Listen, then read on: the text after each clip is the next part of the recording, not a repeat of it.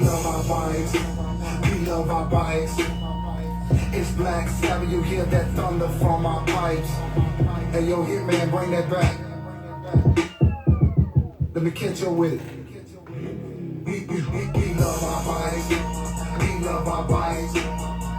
It's Black Sabbath, you feel that thunder from the pipes. Nomads of the South, we always roam.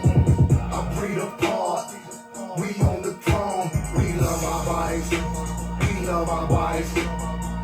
It's Black Sabbath, you feel that thunder from the pipes. Nomads of the South, we always roam. A breed apart, we on the throne. We love our bikes. Comes to these bikes, they can't handle ours. We're about that life when it comes to those handlebars. Black Sabbath is the name, started in 74 on the West Coast, born in San Diego. We some riders, we ride for real, our pipes stay loud. Now you know what the country feel. Every February, take that cold ass run to the mother chapter, burning rubber on them Harley Davidsons. Hello everyone, we're just waiting for the crowd to build a little bit. New song that the folks did for the Black Sabbath. I think it's really cool. Black Sabbath is our name, we ready to clutch up. We love our bikes, we love our bikes. It's Black Sabbath, you feel that thunder from the pipes. Nomads of the South, we always roam. A breed apart, we on the throne. We love our bikes, we love our bikes. Alrighty. Looks like we're starting to fill up a little bit. From the pipes, nomads of the South, we always roam. A breed apart, we on the throne. We love our bikes. Ride out, you can hear that engine steady running, humming. We gotta keep the heads turned. That's my favorite song now. I have to tell you the name of the artist that did it. So remind me to do that. Anyway, welcome this evening. I'm Black Dragon. It's a pleasure to hear from you all. See you all here. Glad to have you. Let's see. There's let's see. We have Melba Patterson, Lo. From Aloha, from Hawaii. Wow. Daryl. Frank Wright, Richard Mayfield, Charlie Boy from our Perspective chapter down there in, not Dallas, Fort Worth, Texas. Well, Dallas, Fort Worth. I don't think you can call them Dallas, Fort Worth. They get mad at you when you do that. Hello, Aunt Bernita. That's my auntie, y'all, on here, so don't curse. Whatever y'all do, don't be cursing. Okay, so we're going to talk about something someone asked me to do tonight, and then she's not even on here. What? Mark David Valentine, what's up, man? How's somebody going to ask me to do one and then not be on the thing? That's terrible. This thing says my connection's weak, so I guess I'll start tiling out. I don't know why it does it, because like the router's right there. So it's my router right here. I got wires and stuff all over the place. It's my office. It's a little bit in a bit of a mess. So forgive me. Monster, hang around for our Riverside chapter. It's good to have you, brother. And I can't wait till you get patched in as a prospect. And, you know, good luck to you, man. And welcome to the Black Sabbath Nation. So we have one of the Flawless Foxes from Tulsa is watching. We're doing all right here. Divine, it's good to see you. So we're going to talk for a few minutes. What's good? I'm great, man. I'm thinking, is your recorded prior? I'm thinking it's your... No, this is the live one. Vargas from FLNY from Florida. Man, it's so good to have all of you all on. So I have two cameras, one on Facebook and one on YouTube. I prefer you guys view me on YouTube. It's high definition video and you can play it on your computers and on your televisions. Pretty soon, we're going to have to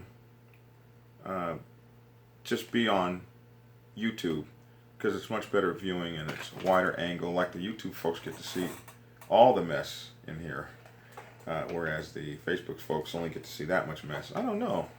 I don't like that. Richard Wilk, my brother from way back out there on the West Coast, he said he's going to come and take care of my wiring. That'd be really cool. And my brother Brandon Gilkey, Big Gilk we call him, VP of the Black Sabbath chapter, Wichita, Kansas. 28 years old now, or is it 29? Something like that. Second oldest chapter in the Black Sabbath.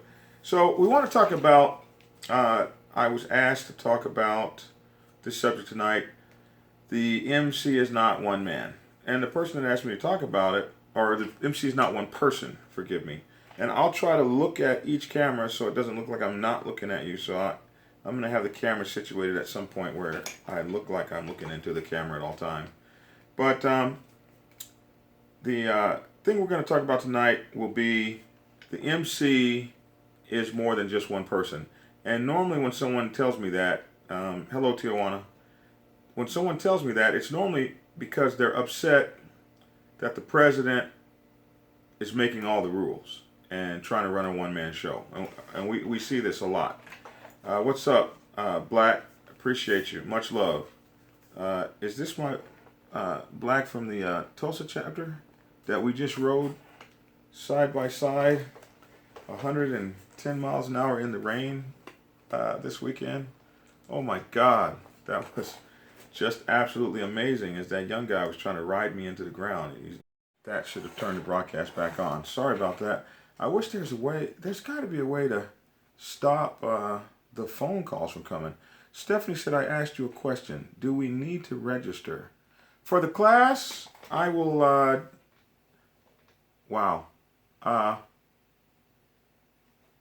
no, you can just call in on the number and then I will register you on the number. I hadn't thought of that. You know, I need a secretary of some kind. So for the class, the PRO's class, you just call in. There won't be any need to register, but I'll figure that out by the time the class comes next week. I don't have it all figured out yet.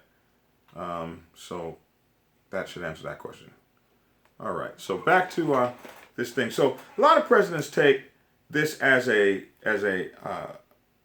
platform to dictate. And a lot of the presidents are dictators, and they do stuff like snatch people's colors and say who can do what, and so how's it really supposed to work? So in most traditional motorcycle clubs, and I talk about traditional motorcycle clubs because a traditional MC is the way the Black Sabbath operates. So in a traditional motorcycle club, and we call ourselves traditional because we were established in 1974, but that doesn't necessarily make you traditional. Traditional is first of all, we have bylaws. Many motorcycle clubs don't. Second, we prospect our members. Prospecting your members is an important part of being a traditional motorcycle club. 3, we have the traditional offices of a traditional MC, and we're a riding MC. We consider ourselves a riding MC and not a social club because we do ride. And we are a male-dominated MC of Full Patch Brothers. So that's what makes us traditional. We have our auxiliary. We have auxiliary, which are the women. We also have the Sisters of the Cross, which is a riding MC within us. And we also have the Goddesses of the Cross, which is another social wing of our women who look after us. So, and support us, and we look after them. So that makes us a traditional MC. And so the way we operate as a traditional MC is by traditional motorcycle club protocol. So in MC protocol, a president actually never really votes unless it's to break a tie. So how is it supposed to work? The body comes up with, or the committee or anyone in a meeting is allowed to come up with an idea. And in most people's bylaws, there is a rule that says now we're talking about traditional motorcycle clubs again. There's a rule that says anyone who brings a motion to the floor, any member in good standing can bring a motion to the floor. And then once that motion is brought to the floor, the club has a certain amount of time. A lot of times it's 2 meetings to act upon that motion, to take a vote on it. It's either got to be voted up, down, or tabled, but no motion can be brought that someone doesn't do something about. So this gives all members in good standing the capability of suggesting things to work in the MC. So this is how the little guy gets his word in. You know what? I'd like to go to Mount Matonahoa for a ride.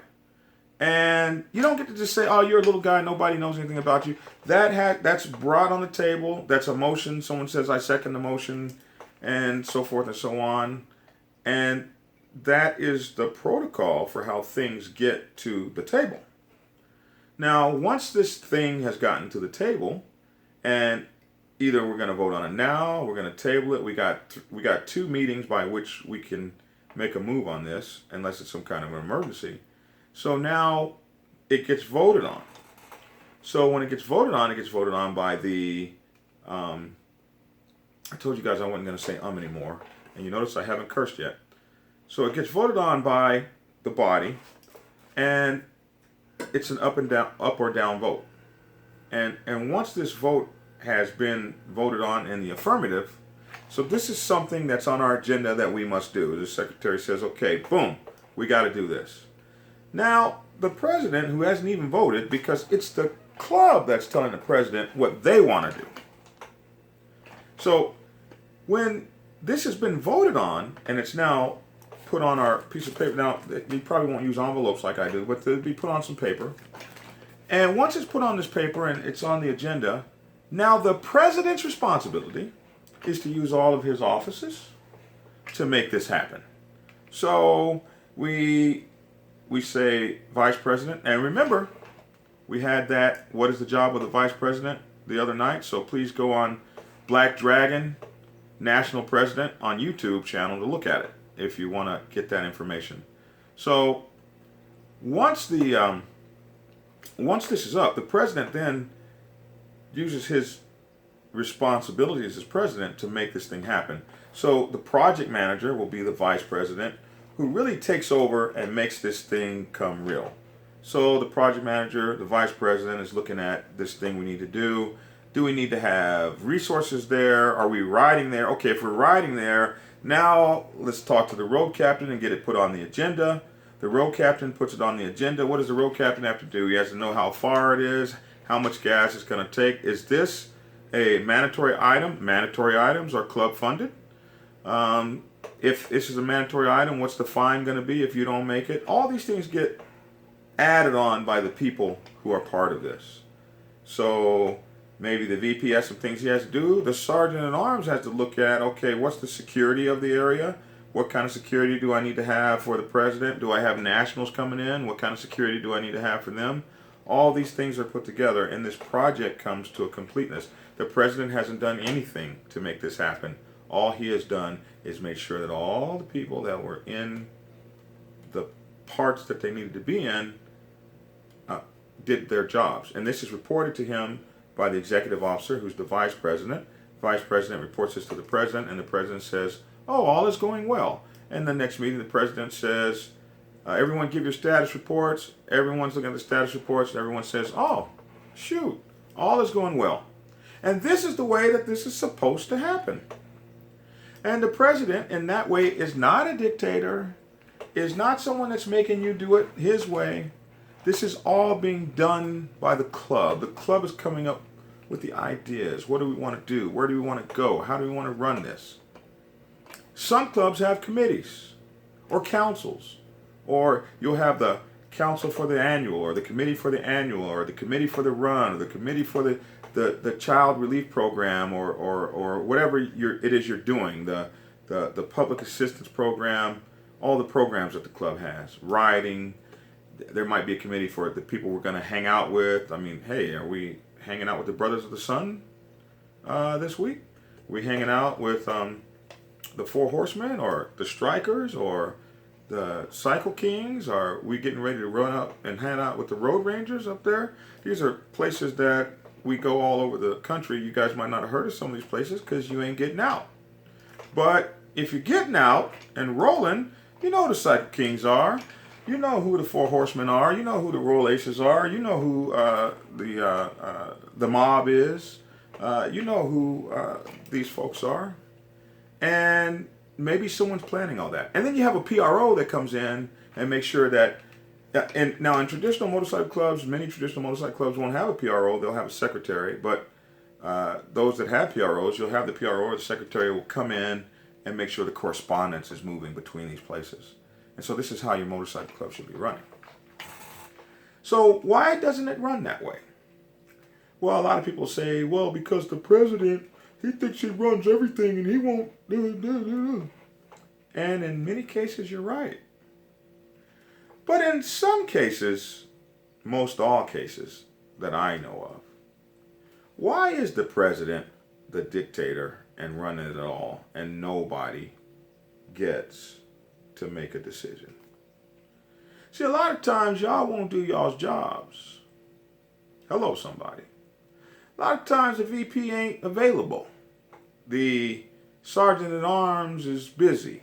The road captain's wife won't let him out.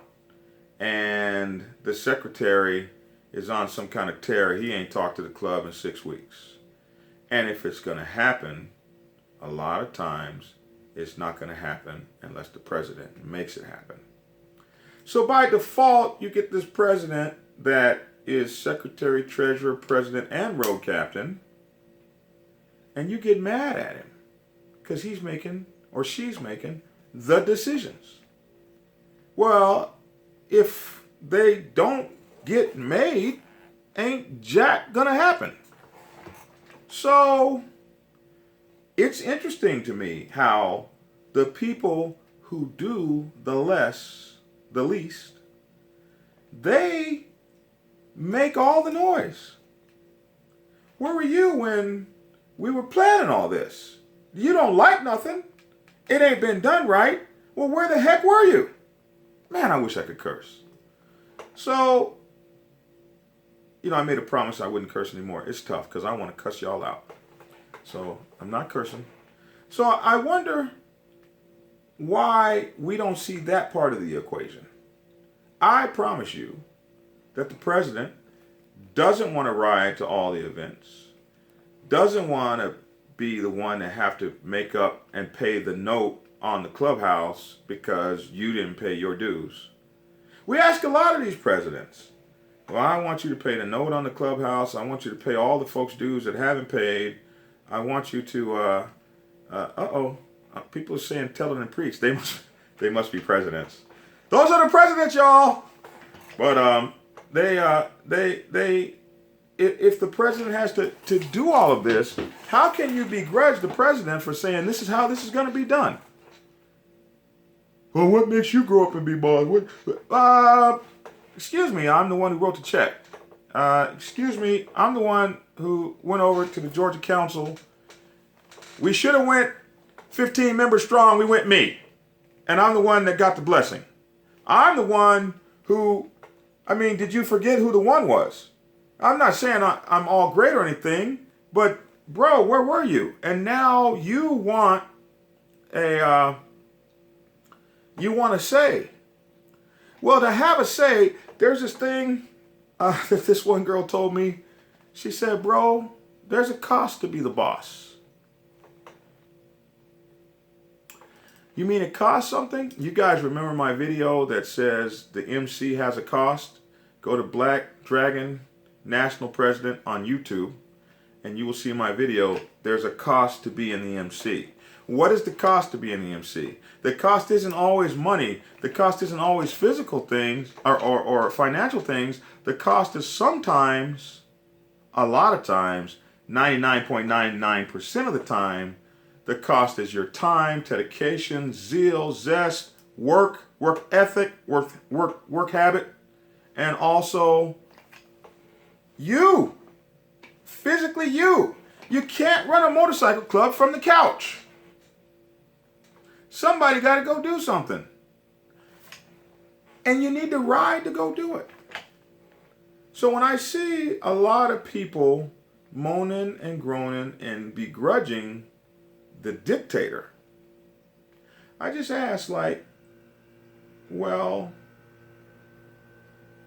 how many members did you bring in? I have a lot of presidents that work for me, that are my brothers. Well, it's wrong to say they work for me. That's an I thing. See, even I got to get away from I. I have a lot of presidents that we work together, and I'm the national president, and I kind of train and school them on things that we need to do, and they push back and tell me, hey, look here, this is what we want to do, so we work together.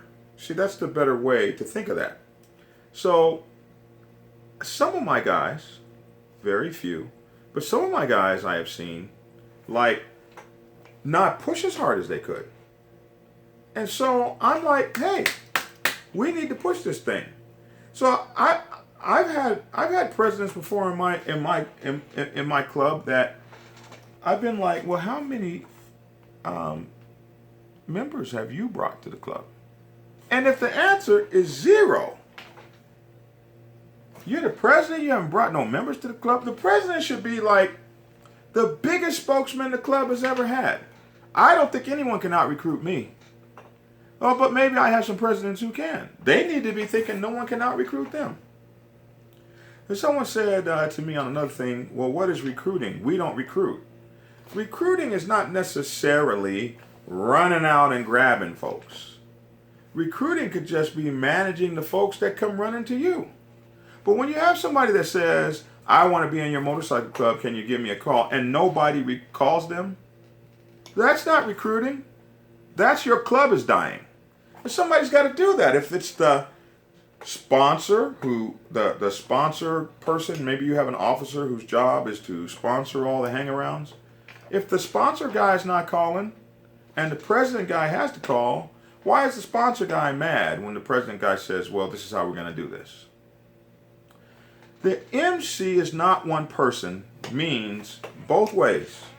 The MC is not one person for the president to have to do anything, and the MC is not one person for the president to have all of the say. But if the president is doing all of the work, what say do you want? What saith you if the president is doing everything? And you know whether the president is doing everything or not. In a national organization, how many chapters have you brought to the organization? How many people are you bringing in the organization? In a local organization, how many members have you brought to the organization? How many people have you brought to the organization? How many clubs have you reached out to fellowship with? How many clubs have you been to and shown our colors there? How many clubs have you ridden to? How many rides have you gone on? How many times has your butt gone back there and cooked any chicken? How many times have you cleaned the bathroom in the clubhouse? That's the nastiest thing to clean. And we don't have any prospects right now. Is the president cleaning the bathroom too? I can remember seeing the Atlanta president one time cleaning the bathroom. I was so mad at the members. If we're going to make the president do everything, we're going to have to do everything. I can remember myself doing things and folks saying, hey man,